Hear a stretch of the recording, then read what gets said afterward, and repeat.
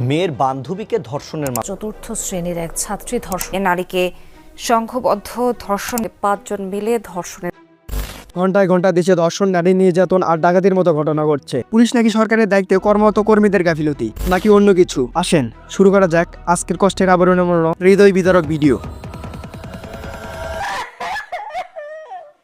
আমার মেয়েরে ধরে নিয়ে যেতেছে, আমি বলছি বাবা আমার হাফেজ মেয়ে পর্দা করে জীবন ভিক্ষা দাও, বাইরে কিভাবে বলো বাইরে। মাদ্রাসা ছাত্রী হাফেজা মেয়ে থেকে শুরু করে কলেজ পড়ুয়া ছাত্রী, গৃহবধূ থেকে শুরু করে ঘরের ছোট্ট শিশু, বাদ যাচ্ছে না দর্শক হায়নাদের কবল থেকে। স্টুডিওতে ছবি তুলতে গিয়ে ধর্ষিতার শিকার হচ্ছেন কিশোরী, নাইট গার্ডের কবল থেকে রক্ষা পাচ্ছে না কলেজ পড়ুয়া শিক্ষার্থী, রাস্তায় কুপিয়ে মেরে ফেলা হচ্ছে মানুষকে। এই বাস্তবতা দেখতে ৭১-এ যুদ্ধ হয়নি, জুলাই আন্দোলন হয়নি, আবু সাইদ মুগ্ধদের জীবন দিয়ে লাভ হলো তাহলে কাদের? প্রশ্নটা রেখে যাচ্ছি আপনাদের কাছে।